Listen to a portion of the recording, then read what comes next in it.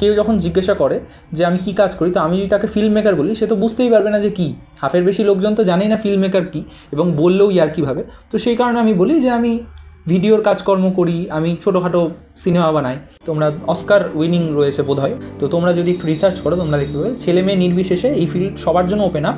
মেয়েদের লাইফে একটু বেশি চ্যালেঞ্জেস ফেস করতে হয়, যেহেতু ঠিক থাকে না কখন বাড়ি ফিরবো, এবং অনেকের বাড়িতে রেস্ট্রিকশান থাকে। সেই জন্য যদি আমরা অ্যাভারেজ বার করি, সেখানে তো 15,000 টাকা তো সেখানে স্কোয়ার হয়ে যাচ্ছে না।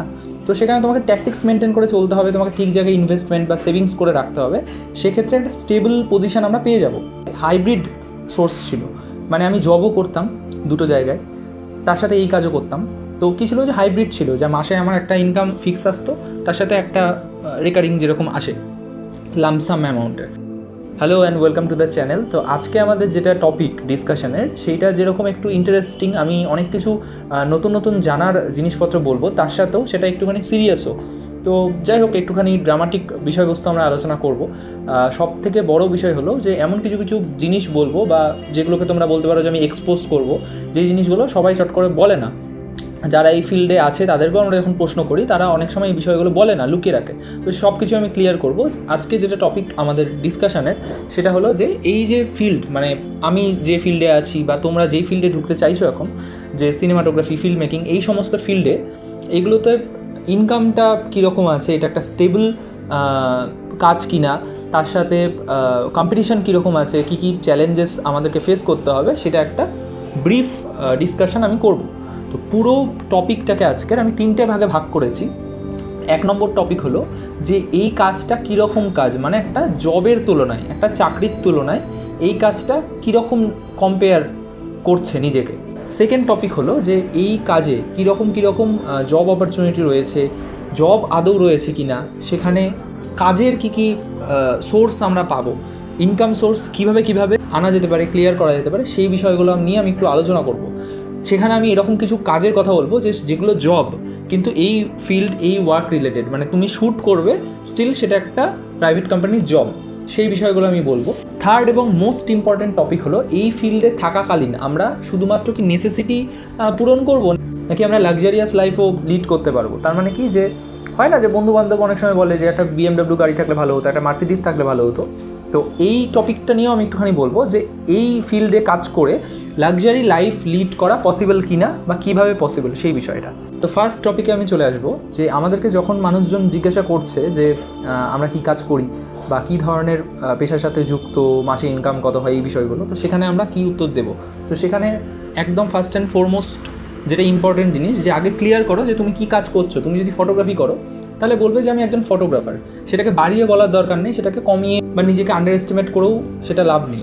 তো তোমরা সবসময় চেষ্টা করবে যে সত্যিটা কি, সেটা আগে নিজের সাথে ক্লিয়ার করো যে তোমরা আদৌ কী করছো। যেমন কেউ যখন জিজ্ঞাসা করে যে আমি কী কাজ করি, তো আমি যদি তাকে ফিল্ম মেকার বলি, সে তো বুঝতেই পারবে না যে কী। হাফের বেশি লোকজন তো জানেই না ফিল্ম মেকার কী, এবং বললেও কীভাবে। তো সেই কারণে আমি বলি যে আমি ভিডিওর কাজকর্ম করি, আমি ছোটোখাটো সিনেমা বানাই। এবার মানুষ সিনেমা শুনলেই বলে যে হ্যাঁ, কোন হলে রিলিজ করেছে, দেবের সাথে কাজ করেছো, জিতের সাথে কাজ করেছো, এই ধরনের প্রশ্ন করে। তো আমি সেজন্য বলি যে ছোটো সিনেমা বানাই, শর্ট ফিল্ম বানাই। অত ডিটেলে গিয়ে আমি তো বলতে পারবো না যে ফেস্টিভ্যাল এটা সেটা, সেগুলো তো বলতে পারবো না। সেজন্য আমি নিজের কাছে ক্লিয়ার, আমি একটাই লাইনে বলি যে আমি ছোটো সিনেমা বানাই, এইটুকু আমার উত্তর। যখন সিনেমার কাজ করতাম না, তখন আমি শুধুমাত্র ভিডিও করতাম, ক্যামেরার কাজটাই শুধুমাত্র করতাম, তখন আমি বলতাম যে আমি ভিডিও করি, মিউজিক ভিডিও, শর্ট ফিল্ম, এই জিনিসগুলো শ্যুট করি, এইটুকু বলতাম। তো নিজের কাছে আগে ক্লিয়ার হয়ে যাও।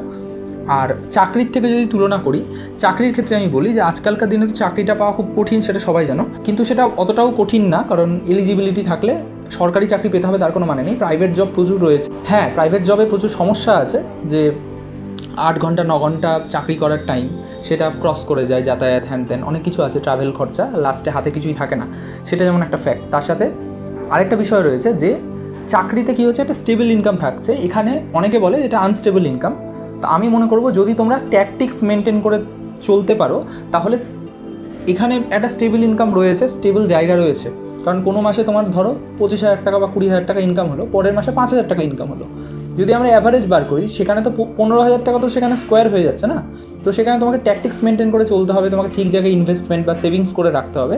সেক্ষেত্রে একটা স্টেবল পজিশান আমরা পেয়ে যাব। তো আমার যেমন সোর্স ছিল, ইনকাম সোর্স ছিল একটা সময়, মানে অ্যাটলিস্ট কয়েক মাস আগে অবধিও, যে হাইব্রিড সোর্স ছিল। মানে আমি জবও করতাম দুটো জায়গায়, তার সাথে এই কাজও করতাম। তো কী ছিল, যে হাইব্রিড ছিল, যা মাসে আমার একটা ইনকাম ফিক্স আসতো, তার সাথে একটা রেকারিং যেরকম আসে লামসাম অ্যামাউন্টের। তো সেই জবগুলো আমি ছেড়ে দিয়েছি, আবার হয়তো কোনো না কোনো কাজ ঠিকই পেয়ে যাবো, সেটা বিষয় না। তো ফার্স্ট উত্তর হলো যে নিজের কাছে ক্লিয়ার করো, দেন সেটা সবাইকে বলো। এবং ইনকামটাও তোমরা বলার দরকার নেই তোমাদের কাউকে, তোমরা নিজেরাই বুঝতে পারবে কত ইনকাম হচ্ছে না হচ্ছে, সেটা একটা গুছিয়ে বলে দাও। সেকেন্ড টপিক আমাদের যেটা হলো যে ইনকামের সোর্সেস কী কী এই ফিল্ডে।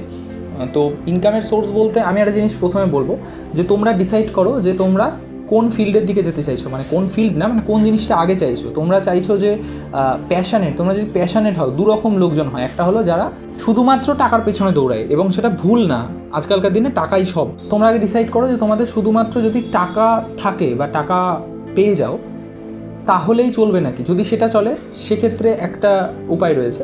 যদি তোমরা চাও যে না, শুধুমাত্র টাকা না, আমি এরকম একটা কাজ করতে চাই যে আমি রেগুলার নতুন নতুন জিনিস শিখবো, তার সাথে অনেক অনেক বেশি সম্মানও পাবো, এবং টাকাটা একটা নর্মাল অ্যামাউন্টে থাকবে, সেক্ষেত্রে তোমরা ঢোকো ফিল্ম মেকিংয়ের দিকে।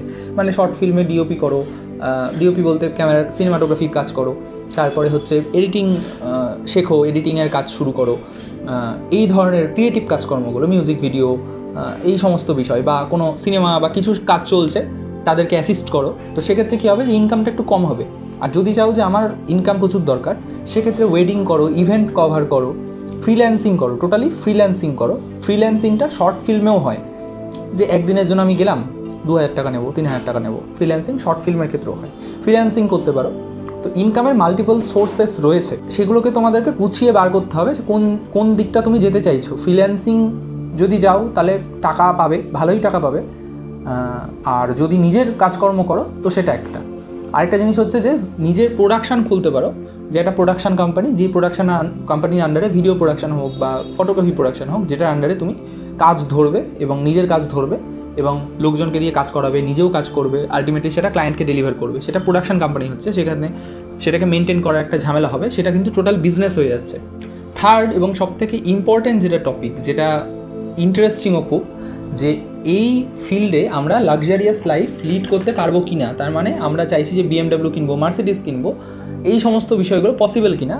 তো আমি বলবো হ্যাঁ, অবভিয়াসলি পসিবল, প্রচুর এরকম এক্সাম্পল রয়েছে। কিন্তু একটাই বিষয়, যে আমরা যেই ফিল্ডে রয়েছি সেই ফিল্ডে ইকুইপমেন্টসের এত দাম যে সেটা সেই টাকায় আমরা মার্সিডিস BMW কিনবো না, আমরা ইকুইপমেন্টস কিনবো। তো প্রচুর ভালো ভালো সিনেমাটোগ্রাফার্স, DOP রয়েছে, যাদের শখ যে আমরা যখন কোনো প্রফেশনাল কাজে যাই কাজ করতে, তো সেখানে কিন্তু রেন্ট নিয়ে কাজ হয়ে যায়। একটা বড় একটা ভালো সিনেমা ক্যামেরা আমরা রেন্ট নিয়ে কাজ করে নিই।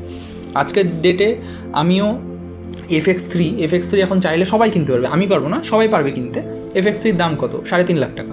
3.5 লাখ টাকা দিয়ে একটা বডি সবাই কিনতে পারবে, EMI করে হোক বা কোনোভাবে হোক, বাবার টাকা নিয়ে হোক।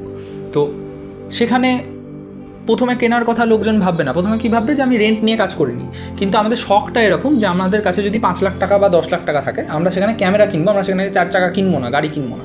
কিন্তু লাক্সারিয়াস লাইফ লিড করা পসিবল, এবং সেটা তুমি যেই ওয়েতেই যাও সেটা পসিবল। মানে তুমি যদি এই ফিল্ডে থেকে টোটাল ফ্রিল্যান্সিং করো, সেক্ষেত্রে সব টাকা তোমার পকেটে ঢুকবে, খেয়ে খেয়ে তোমার ভুঁড়ি ফুলে যাবে, কিন্তু তুমি পারবে 4 চাকা কিনতে। ওয়েডিং ফটোগ্রাফার্সগুলোকে দেখো, যারা প্রোডাকশন কোম্পানি চালায়, তারা সবার কাছে একটা করে গাড়ি আছে, তারা সেই ওয়েডিংয়ের কাজ করেই তারা কিনেছে। কেন? কারণ ফ্রিল্যান্সিংয়ে টাকা রয়েছে, সম্মান রয়েছে, নাম রয়েছে, সব কিছু রয়েছে। আর যদি টোটালি ক্রিয়েটিভ কাজকর্মে আসতে চাও তাহলে টাইম লাগবে।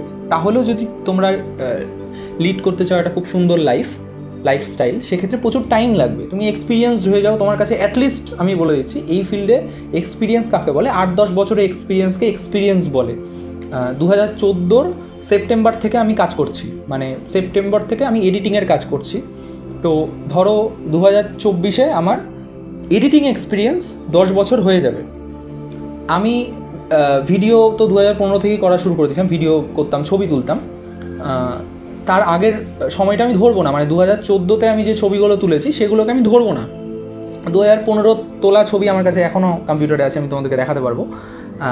কোডাকের 2টো ক্যামেরা ছিল আমার কাছে। তো এখন যখন আমার এক্সপিরিয়েন্স ধরো 9 বছর প্লাস হয়ে গেছে, তো এখন আমি বুঝতে পারছি যে খেলাটা কীরকম।